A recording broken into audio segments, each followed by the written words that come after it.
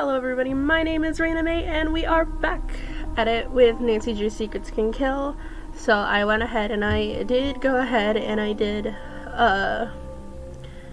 look at everything I had written down, rearrange my notes a bit. First we are going back to Aunt Eloise's house because I forgot the key in the safe. I may be partly blind. Luckily I wrote this down, so... It's right there!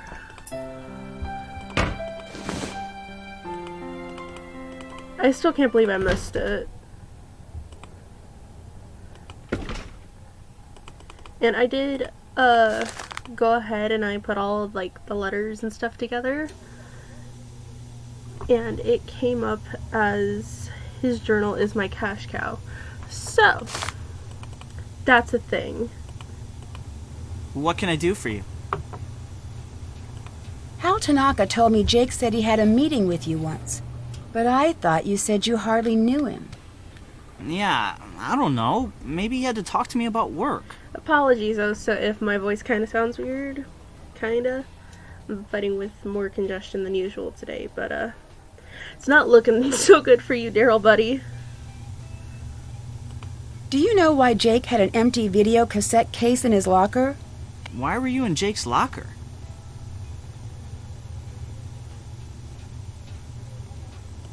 I'm writing an article about the murder for the school newspaper. Oh. Oh. I have no idea. What else can I do for you?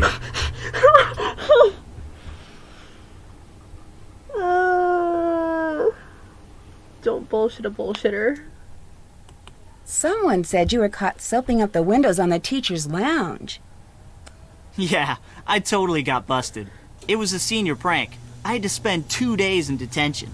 Wasn't that the night Jake was murdered? Yeah, I guess it was. Never really thought about that. I don't know, man. That's kind of suspicious. Is your dad the owner of Gray Enterprises? Yep, that's him. I have an internship in the computer department at the plant. It's mega boring, but it'll look good on my college application. Didn't I hear that Gray Enterprises went bankrupt? So what if it did? My dad is working really hard to get the company back on track, and it doesn't help to have vultures like you gloating over it. I'm sorry, Daryl. I didn't mean to gloat. Yeah. That's okay. I'm just a little touchy about it. What really... else can I do for you? I can't really blame him for being touchy about it, because everybody won't stop talking about it. Didn't I hear that you found Jake's body? Yeah, I did. The student council president gets keys to the school. We had an early morning council meeting and I found him lying there. It was the worst thing I ever experienced in my life.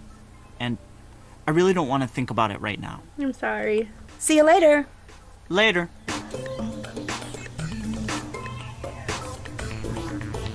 Good recovery on Daryl's question about Jake's locker. Thanks, Uncle Steve.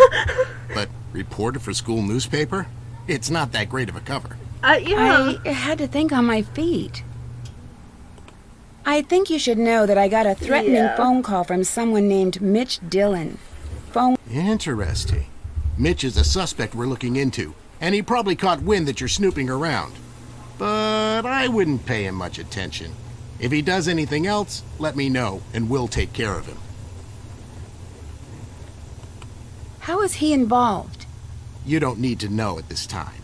Just concentrate on the students and finding Jake's journal. We have Mitch covered.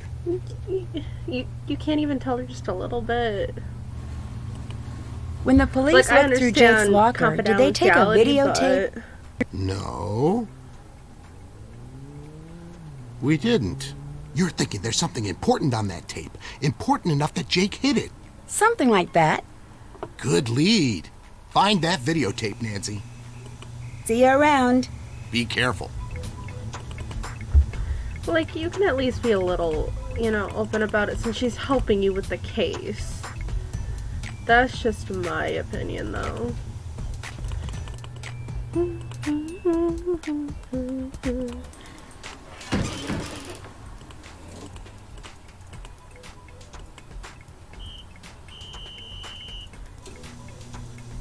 Oh yeah, you can see it. You can like barely see it, but engraved on the cupboard is "Watch out."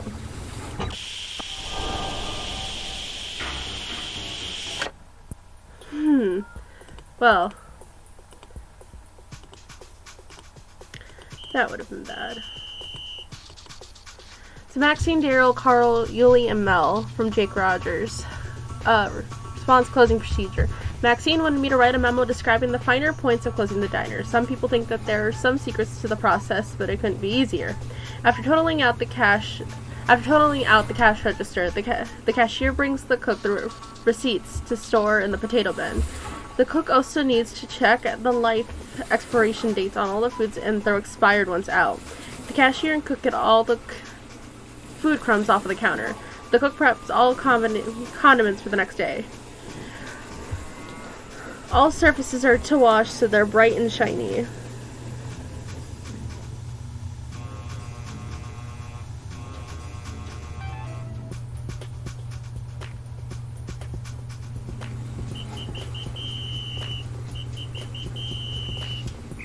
Okay, so I have to write this down. It'd also be easier for me to take a photo of it, wouldn't it? So I can do this in my free time. God, where'd I put my phone? There it is. And I forgot to set up a timer, so I'm trying not to make these videos super long because I know I'll get really invested in it. Okay, so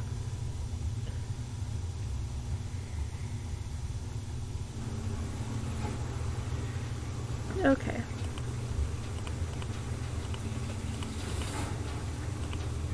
Looks like something was removed here. Yes, there was. I already wrote that down, and I did check what it says, and it said check your eyesight at the gym or something like that. Yeah, check your eyesight in the gym. So once I get to the gym, I know what to do. I think that's it, right? Because I looked at that. Okay. I'm really trying not to gloss over anything else. But I should talk to him about the gas leak, though, because that's not What can I do for you? Never mind. See you later. Peace. See ya. Alright. Now that I finally have the key to the library,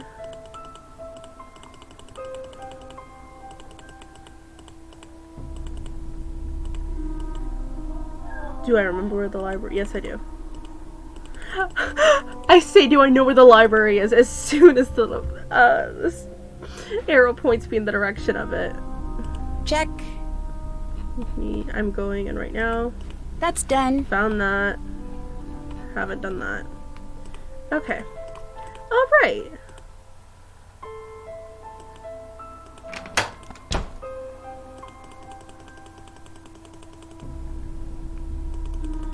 Oh, this is gonna be a lot of writing down. Just, you know, with the books in general, there's going to be a lot that needs to be written down.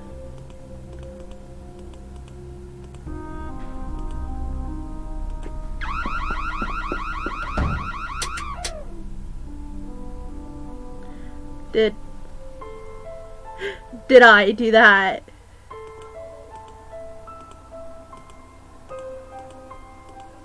Is there someone at the desk? Someone had to take care of that alarm.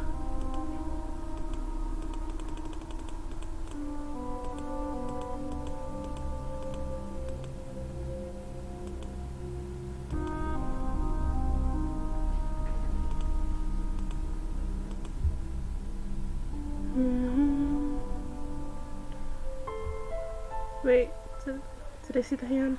No. Oh, I don't like that.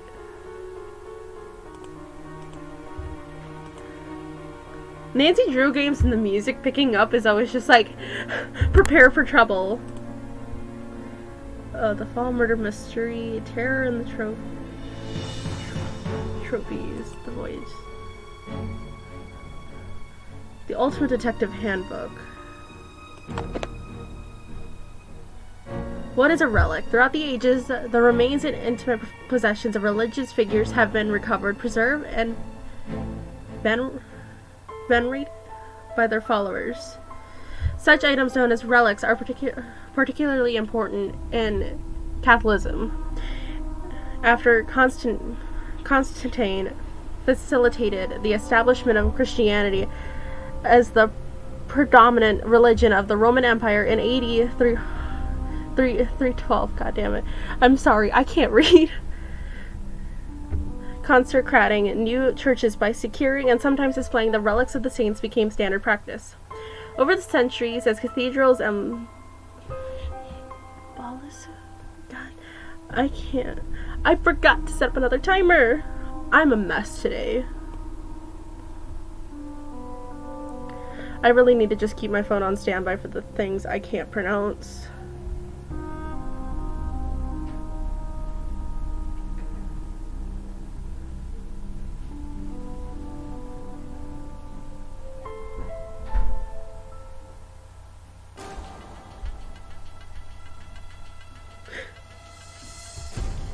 No, I don't want a YouTube video.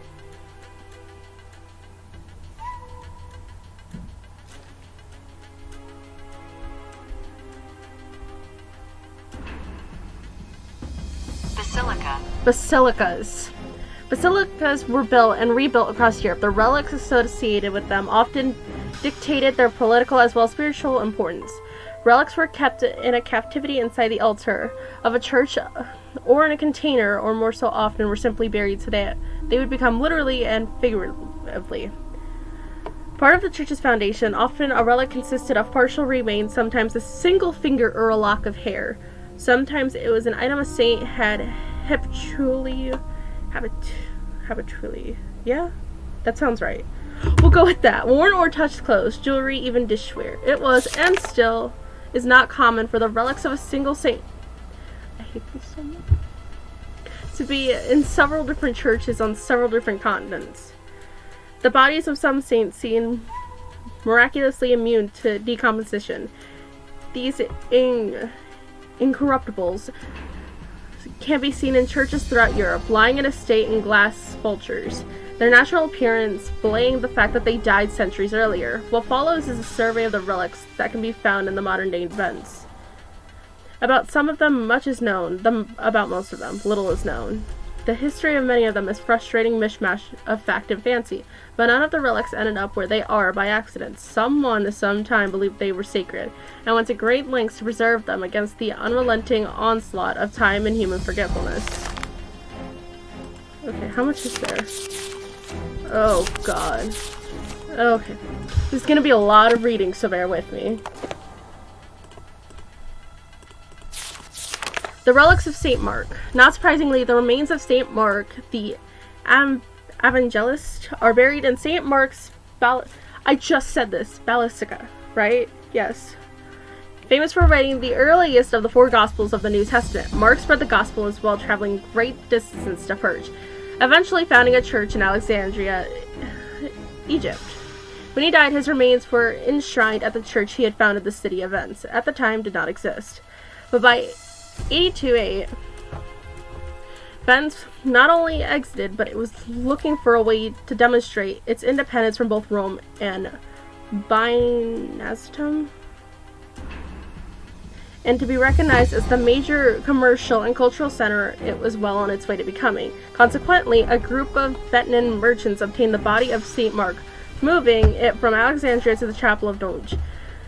This secular ruler events. Some accounts say their merchants purchased the remains, but it's far more likely that they stole them. The city rationalized its actions by recounting a story in which St. Mark, while sailing to a town nearby, was forced to wait out a storm in the lagoon, which would later give rise to events.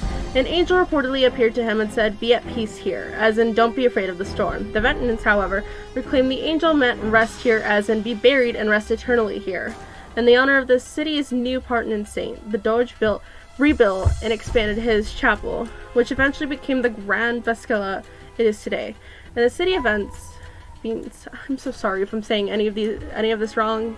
feel free to just skip over my reading and read it yourself. Basked in its newfound status as the guardian and protector of one of the greatest figures in the history of Christianity, the relics of St Theodore.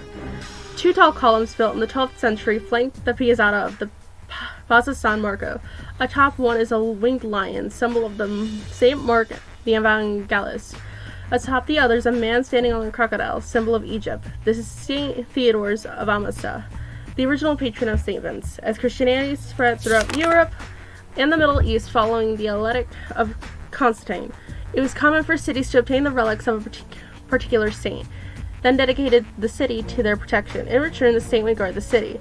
For their patron saint, the Byzantine officials founded Vines chose St. Theodore, a young soldier who was mitred for his Christian beliefs in AD 306 in Amza, a city which is in what is now Turkey. I'm so sorry. Like I said, you can tell I'm not used to doing public speaking. But by the 9th century, however, Venetian officials considered Theodore to be an Eastern saint, one of more closely associated with Byzantium when Rome and lacking in star power. And so when St. Mark's relics were translated to Vines in 828, the relics of St. Theodore were quietly removed from Doge's chapel and forgotten. His body is said to be translated to the church to which bears his name in Constantinople. While his head is in Gaeta, Italy, but it is unclear whether these are the relics that were once enshrined in Venice. The chalice of Saint Gervas, we'll go with that. Gervas and his twin brother Protas were the sons of the 2 Christian martyrs in Milan. They too were martyred for their faith, probably when Marcus Aurelius was the Roman emperor 161 through 180. Little else is known about their lives. It is the way in which the relics were discovered that made them truly remarkable. In 386, St. Ambrose needed the relics in order to consecrate his new basilica in Milan. Okay, it's the last 2 pages. We've got this. I've got this. What he had seen in a dream. He started digging in the cemetery outside his city and there found the remains of St. Gervas and St. Protais. The relics were moved to his basilica and buried there, and the twins became the patron saints of Milan, but the story wasn't over. In the grave with St. Gervas was the cup he and his brother had presumably shared while growing up, undoubtedly placed in the grave by a friend or a relative. The cup was quite plain, most likely made of tin with the letter P awkwardly scratched into the metal on one side, and the letter G on the other. At last, that's what the cup looked like when it was removed from the grave. Legend has it upon exposure to the sun, the cup was miraculously transformed in majestic solid gold. Jewel encrusted on the chalice, the twins' initials were still on it. Only now they were precisely drawn patterns of gleaming precious stones. There's no record that the chalice of St. Gervas was ever placed on display in the Basilica St. Arbogro in Milan, which means it was either given away or most likely stolen soon after its discovery. More than thousands of years later, the chalice surfaced in Asti when it was used to pay off a debt. It eventually fell into the hands of a priest who realized what it was, and in 1708 presented it to the convent of St. Gervas in Venice. For 300 years, the nuns there have watched over their beloved relic. While the convent is closed to the public, it's possible, though extremely difficult, for people who have a demonstrable interest in art or history to arrange for a private viewing of the chalice. Okay, there's going to be more reading.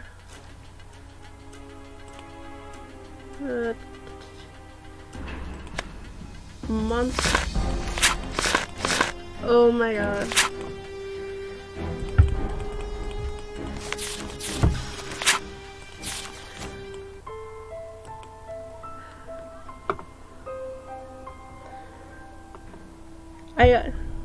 I know this book appears in another game just from like this alone.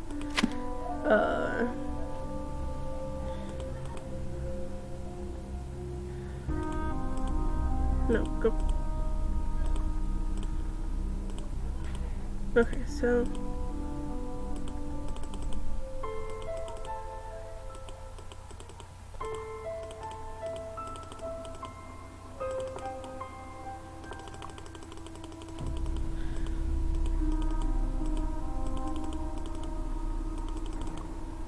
Okay, here we go. The magazines. What am I looking for? I need to look for the kanji. Can't check that off yet. Haven't looked into. Okay, so. Sports today. The race to the finish line. The real home team advantage. Managing stress for competition. Making time for fitness and fun. Harmful effects on the steroids on athletes. Hectanol is a steroid and was one of the drugs stolen at the drug station. Thanks, Nancy. The insanity of steroid abuse. Use and effects of anabolic steroids are a drug used to enhance athletic performance and build muscle mass. They are virtually all derivatives of the testosterone or substance which promote the overproduction of testosterone in primates. In America, anabolic steroids are classed as a controlled substance and a possession of even small amounts of hectanol or human growth hormone can land a dealer in jail. Yet steroid use has doubled and redoubled in the American fitness scene over the last 20 years. What is the attraction? Why would a star amateur or a professional athlete risk jail time for possession? Because many people think they can get that little bit of extra performance if they take the stuff. Peer pressure among college and even high school athlete teams is another reason. If everyone on the team is taking the drugs, you have to as well to keep up. Because the early gains of anabolic steroid use are awesome, but there are no shortcuts to athlete excellence. The psychological side effects are terrible. Liver damage, heart disease, and impotence are just a few problems. The low body fat levels encountered with heavy steroid use are unhealthy. In addition, through anabolic steroids grow at a fast rate. They don't change the composition of the connective tissues nor the heaviness of the bones. Thus, while the bones are stronger, the support systems for them are not so. Injury is often the result. Oh. Something tells me we're gonna have to talk to Hulk. That's just an idea.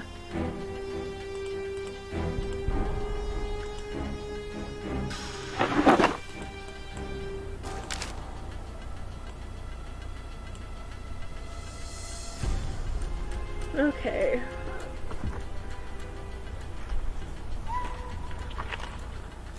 Time for another thing to write down.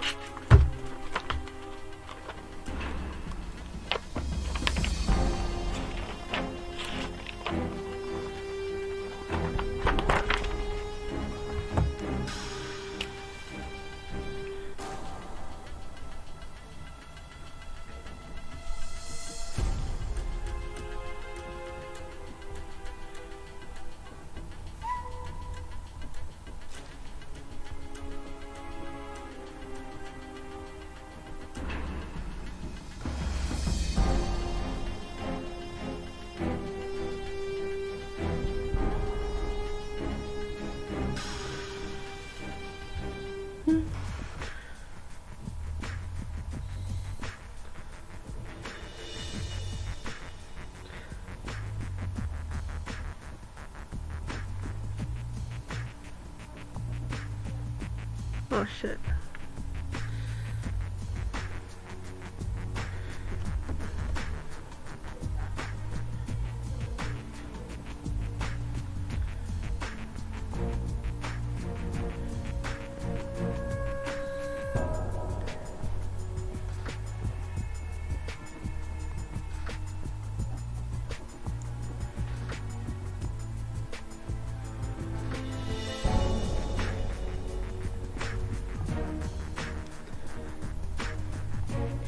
Okay. Another thing I'm going to have to descramble later.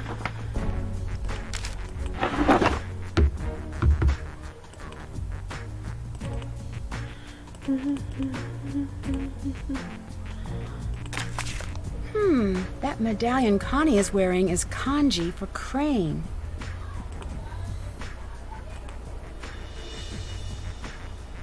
Haven't done that. That's done. Did that.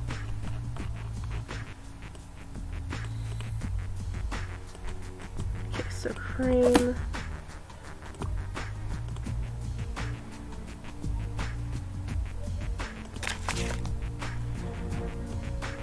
Okay, so these are only 2 pages.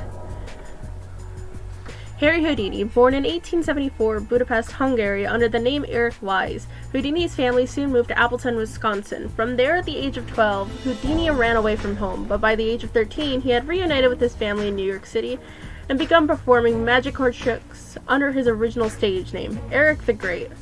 In the course of his illustrious 33-year career, Houdini escaped from prison cells, handcuffs, leg irons, straitjackets, packing crates, milk cans, coffins, and St. Louis tycoon, J.J. Thompson's famous watery grave. In addition to being the greatest escape artist of all time, Houdini was also a master of illusion. In 1918, at the Hippodrome in New York City, he made an elephant disappear on stage, and according to Houdini, the elephant, Jenny, weighed 10,000 pounds. His brilliant skill and ability to baffle and amaze an audience remains unsurpassed to this day.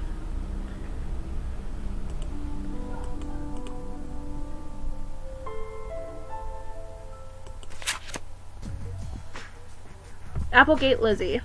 Well loved by Saint.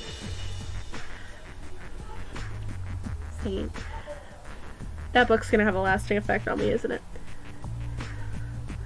Well loved by San Francians, both for her cultural and humanitarian contributions. Lizzie Applegate was a talented actress and songwriter who began her career entertaining miners at local gold camps. In 1880, Lizzie wrote and starred in the tremendously successful play The Bandit's Treasure, whose cast included Norma Denfin, Lenore Scots, and Pam Dory. The initial success was followed by a string of other hits, including The Riddle of the Chinese Box, The Fire in the Phoenix Eyes, and Rainbow's Gold. I also need to stop reading fast. That would help.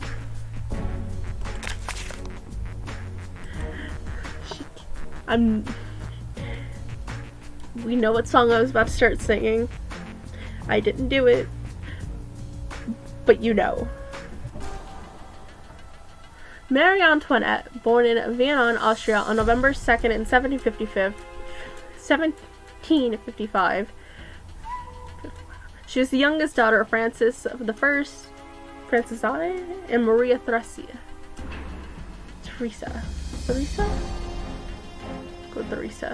Emperor and Empress of the Holy Roman Empire. In 1770, as a young teenager, she was obliged to wed Louis. You'd think after years of watching the Treehouse of Horrors, I would know this.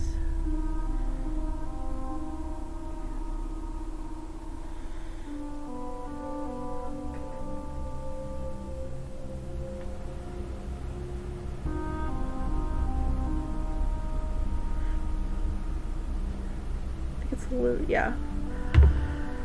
She was obliged to wed Louis XVI of France to symbolize an alliance between France and her parents' dynasty, the Habsburgs of Austria. 4 years later, Marie Antoinette became Queen of France when her husband was crowned King Louis XVI. As a queen, her lavish lifestyle made her unpopular. While the commoners stood in bread lines praying for food, they cursed the queen who was living so comfortably in her grand palace. The people's discontent grew until a full-scale revolution broke out in 1789. In 1791, it looked like the monarchy would not survive, and Marie sought assistance from the other European rulers. It was arranged for the king and queen to escape Paris on the night of June 20th, but revolutionary forces apprehended the royal couple at Orleans on June 25th and escorted them back to Paris as prisoners.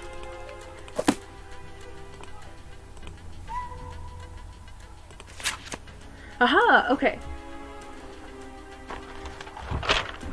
So. What was it?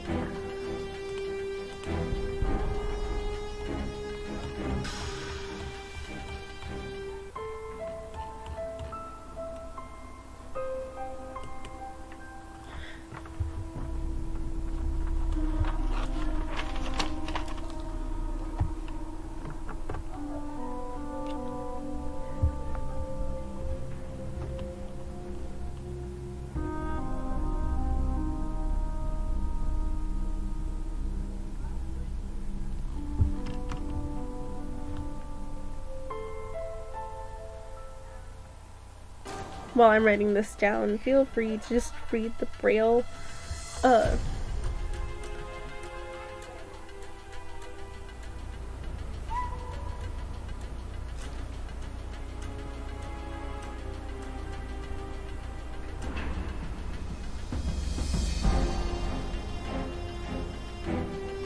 I think it was cool.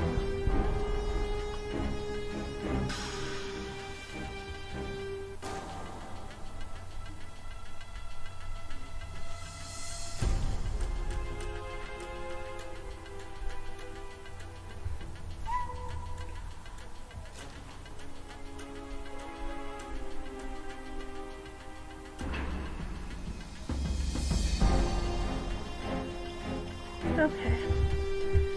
I hope I wrote down the right one. If not, I can just come back here. Did I find everything I need to look for?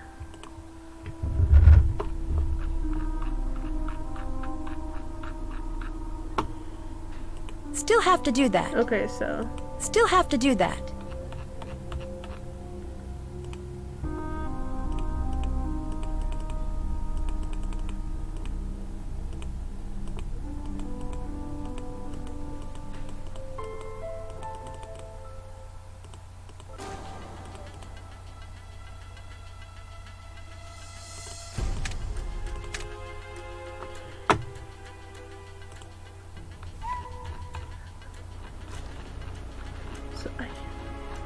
Whatever I'm supposed to be looking up, I have no idea. Still have to do that. I'm sorry, Nancy. Also, I can use either or computer. Okay, well, good to know. Those are open for me to use.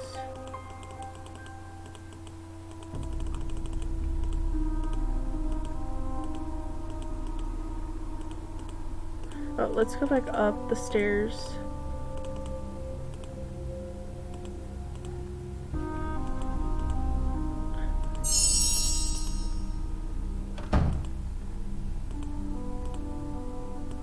Jake was here.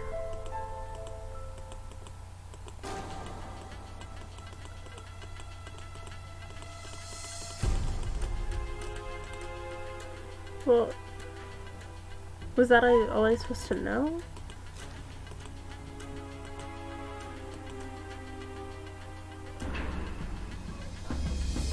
Oh no. Did I get all of them for this to make sense though?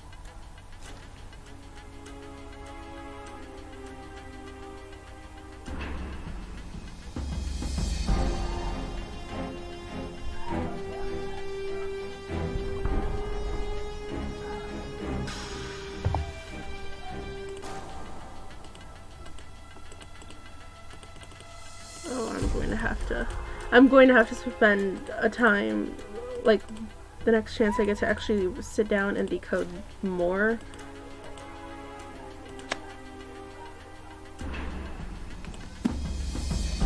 What's going on about more?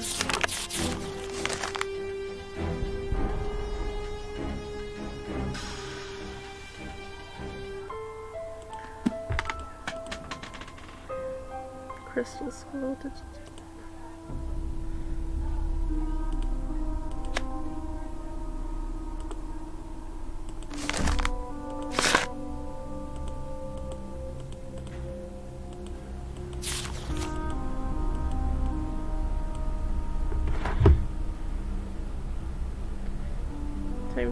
photo of this.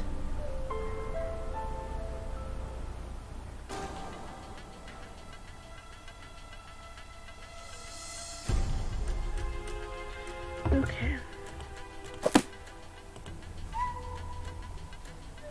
Haven't done that.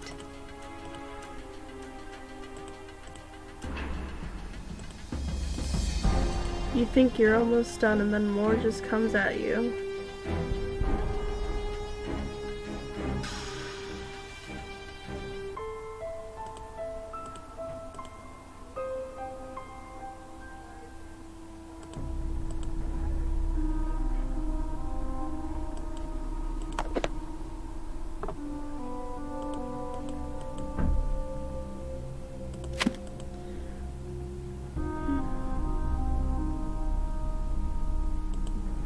Did I do it, Nancy? Can't check that off yet. I did not. Am I winning, Nancy? No, I don't think so. Okay, let's go talk to Connie.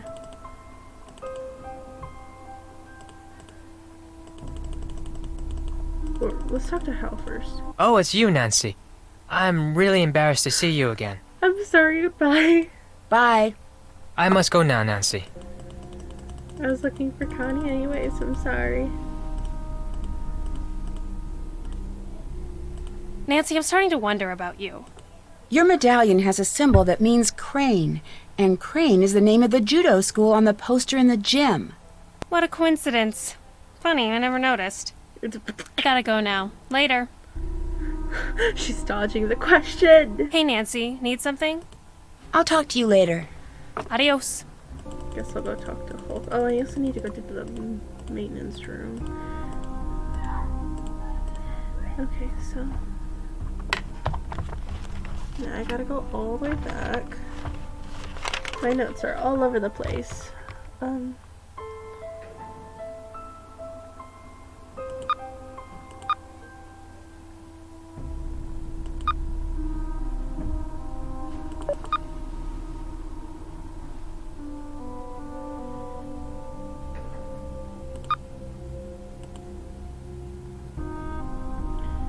Shit, did I fuck up?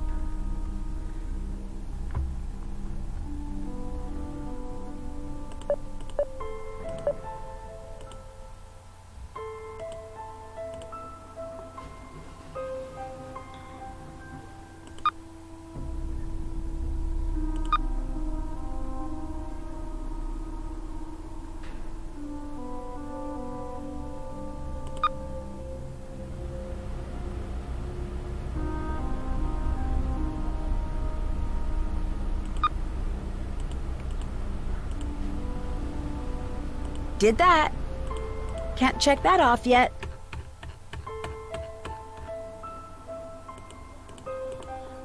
So am I gonna have to lure Connie back out to figure I got it right?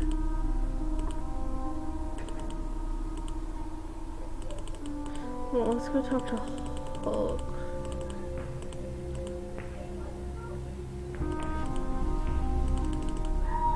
I'm not into pushy girls. Do me a favor and bother someone else. Goodbye. See ya. Let's set off the alarm again. Oh, that was the wrong one, right? It was great. Good job, Nancy. Better tell Connie to come fix it.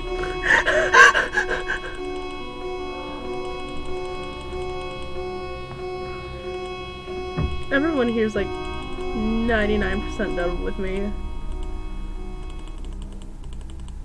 Not my fault. Well, technically it is. Huh. Hey, Nancy, need something? Someone set off the alarm on the soda machine again. I'll be right back. I'm sorry,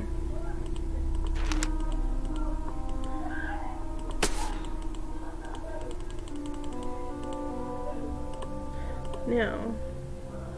Did I mess up on everything with the Braille?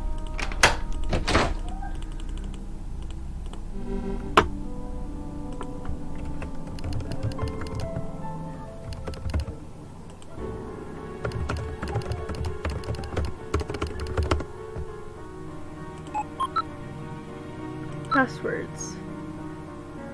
It was note.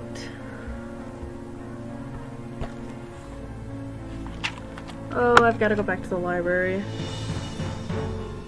I completely... Oops. Okay, well, now I can go quickly do that at least. Now I know where I messed up.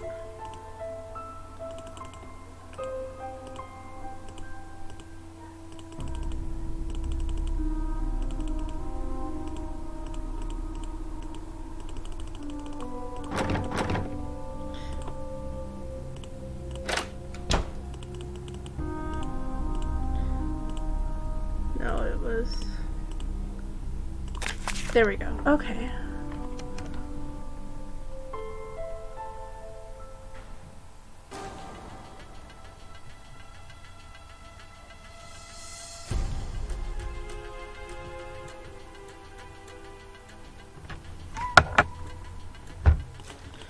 Okay. Now.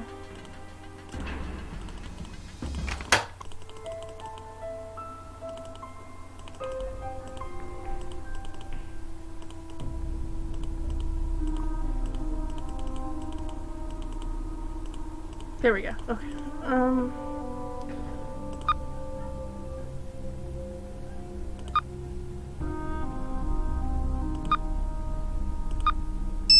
There we go.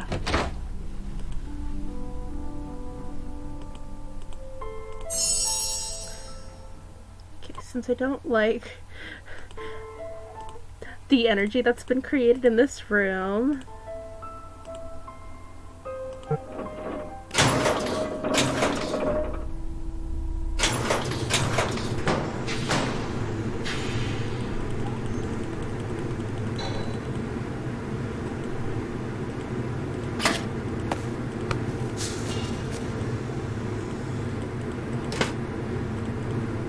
I found some gloves. The cause of high temperature condition must be investigated by qualified personnel and corrective action taken before placing the boiler in the operating service again.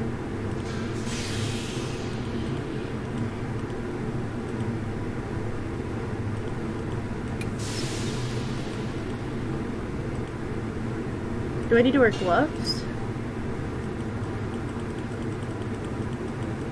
Okay. Thankfully, I don't have to touch it yet. Something tells me I'm gonna have to at some point, though. Otherwise, I...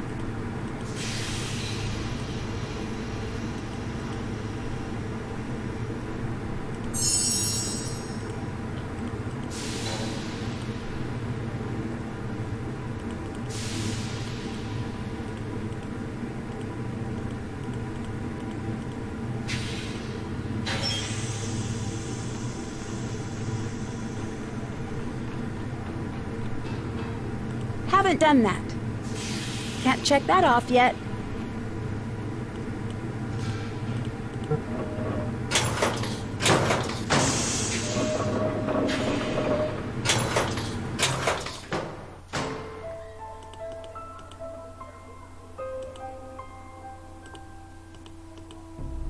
We flat out can't investigate this room, huh? Okay.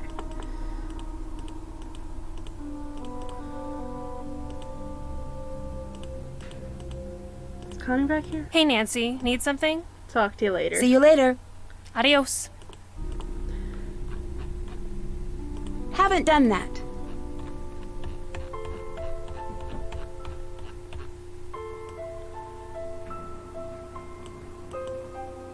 Okay, so there's going to be a lot of editing done to this video because I'm going to have to...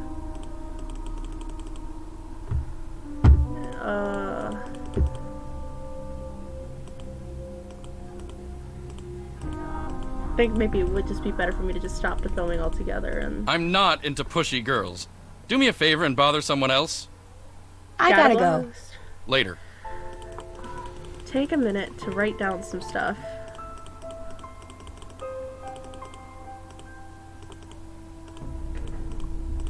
To figure out... Oh, it's you, Nancy. I'm really embarrassed to see you again. See ya. Goodbye, Nancy. Okay, so... I'm going to end it here. so I can go ahead and just very quickly go ahead and decode some stuff. I go back to the library and figure out the chemistry thing again. But I hope you guys enjoyed this video. I really hope I didn't make this too short of a video, and I hope my reading wasn't too bad. It was bad, I will admit that it was bad, but I hope it wasn't too bad to the point where you couldn't stand it. If, like I said, if you just can't handle it, just go ahead and pause and mute me and just, you know, read it yourself. But I will see you guys in the next part. Love ya.